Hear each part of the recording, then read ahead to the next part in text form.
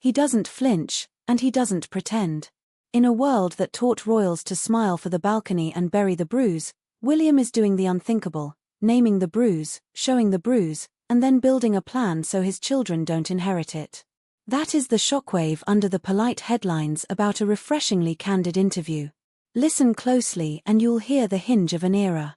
He sits with a comedian best known for deadpan reactions and lets the camera hear the pulse of his household: children without phones, dinner tables with conversation instead of screens, the metaphorical rug that can be yanked without warning when cancer barges into your year and rearranges every breath. He says change, carefully, deliberately, more than once. Not a slogan. A map. Change for good. Not reckless, not radical for the applause, but structural, so the same old traps stop springing shut on the next generation of Windsors. And the point is not that he wants to be modern for modernity's sake, it's that he has learned which old habits cracked him open and which ones kept him standing, and he intends to keep the latter and retire the former, permanently. Watch the small choices. No phones is not a cute parenting anecdote, it's a perimeter fence. He grew up hunted by lenses, extracted of private details, a story fed by strangers before he knew his own. So he installs a buffer where childhood remains childhood: sit down, talk, laugh, bicker, pass the peas, pass the day. He understands that if you allow the circus to set up in your kitchen, you will raise performers, not people. He is not raising performers. He is raising heirs who know what silence feels like when it belongs to them. And he knows that family culture is not an accident, it's engineered one meal, one boundary, one repeated explanation at a time. His line about "we talk about things that bother us" is not just a vibe, it's an operating system. He lived the alternative, the famous royal instinct to ostrich, to tuck emotion out of sight until it mutates into scandal or a memoir or a meltdown staged under fluorescent newsroom lights. He won't do it. He will not pretend grief is dignified silence if silence only incubates damage. He wants the rhythm of confession without spectacle, truth exchanged indoors, not auctioned outdoors, and it shows. And there is the other reality that jolts the picture frame: 2024, the hardest year. He says it flat, without theatrics. His wife is in remission, his father is on the long road through treatment. The word remission lands like glass, translucent, strong, but still edged. Relief, yes. Recklessness, no. It is a reprieve, not a verdict. He learned how fast the stability you calibrate your life around can vanish, how "we'll be fine" can become "we are not fine" between two calendar pages. So the plan changed: missed engagements labeled personal reasons, walks in the cold to cool the nervous system, a house where questions are welcomed before they become terrors in little minds. He is not selling resilience as a stiff upper lip, he is describing the practice of resilience: predictable days, small wins, language a child can carry. You notice he refuses to dramatize, he operationalizes. Coping mechanisms isn't an aphorism, it's a toolkit assembled at the kitchen table, tested on school mornings, refined when bedtime goes sideways. He keeps saying security and safety on purpose, because nothing works without them. The pageantry is nothing without them. The crown is nothing without them. Then there is the part that makes traditionalists nervous: the promise to change the machine he will inherit. He doesn't threaten to blow it up, he promises to tune it until it stops chewing its own. He knows continuity is the brand and yet hints at recalibration: less grandness as performance, more accessibility as practice. You can already see the draft guidelines in the throwaway lines. If the old model was never explain, never complain, the new model reads closer to explain appropriately, prevent cynicism. If the old model was appear unreachable so the mystique survives, the new model says be reachable so the trust survives.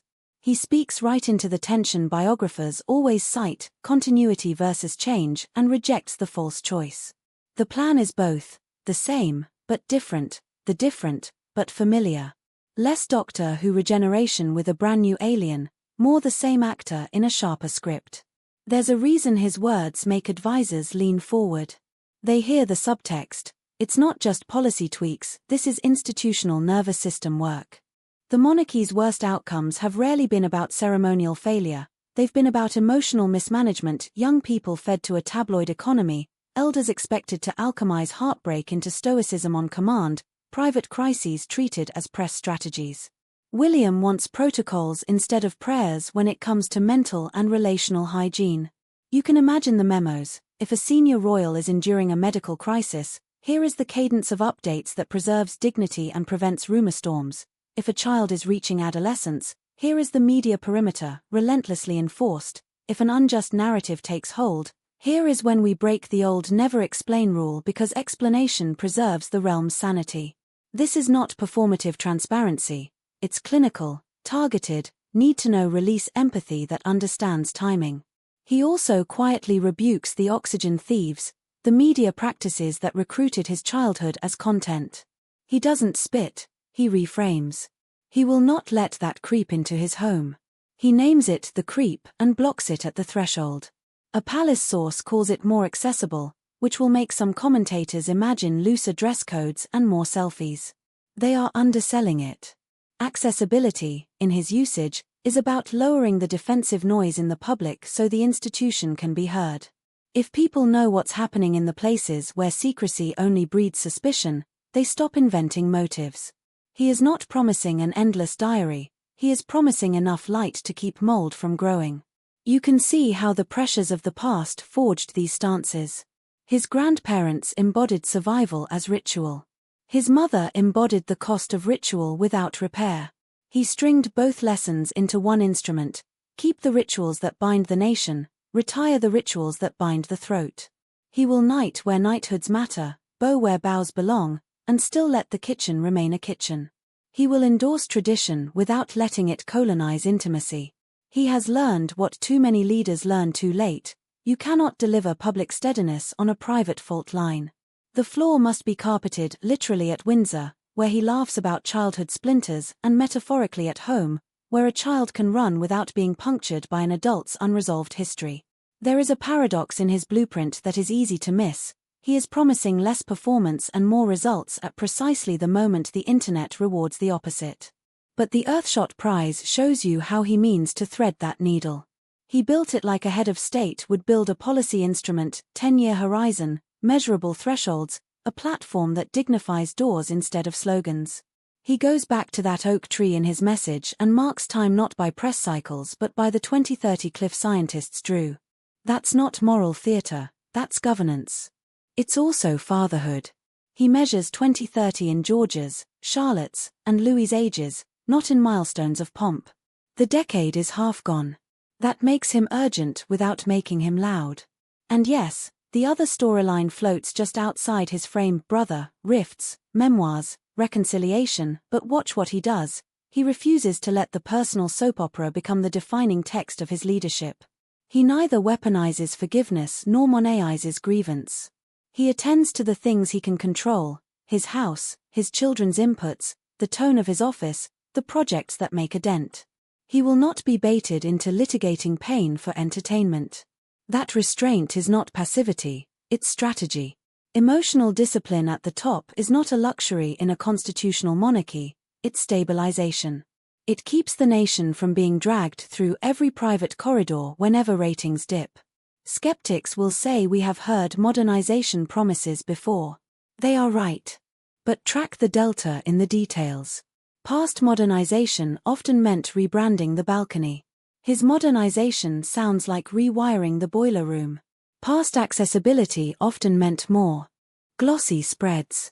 His accessibility reads like fewer layers between question and answer, fewer advisors scripting an inhuman tone. Past learning lessons often meant sculpting a retrospective narrative that absolves. His lessons look like rules taped to the fridge: no phones at dinner, talk it out, protect the boundary, don't outsource your family's peace to the crowd. It is, of course, a delicate mechanism. A monarchy cannot be a talk show, the mystery is part of its glue. He knows that. His pledge of not overly radical is not a hedge, it's an understanding of the office he will inherit. The crown is designed to absorb storms by outlasting them. But outlasting is not the same as ignoring. When he says he won't go back to the practices he and his brother endured, he isn't threatening the Constitution. He is aiming at a narrower target: the habits inside the institution that created preventable harm. That distinction matters. It is how you move without making the floorboards creak. So how does this translate when the moment arrives? Picture a court calendar that breathes around school terms because, in this house, the school run is prioritized without apology. Picture briefings that own what must be owned before rumor metastasizes. Picture a comms team rewarded for clarity over cleverness. Picture patronage that stops collecting easy applause and starts building measurable programs that survive headlines. Picture an heir who will sit in a pub with a comic, drink a sweet cider, and talk without letting the conversation devolve into a spectacle. The camera catches something new, composure without armor. And if you want the one sentence that holds the whole plan, it's hiding in plain sight: I don't fear it. That is the monarchy's best chance in a century where fear performs as tradition's bodyguard. Fear told previous generations to keep the door locked and the curtains drawn until the storm passed.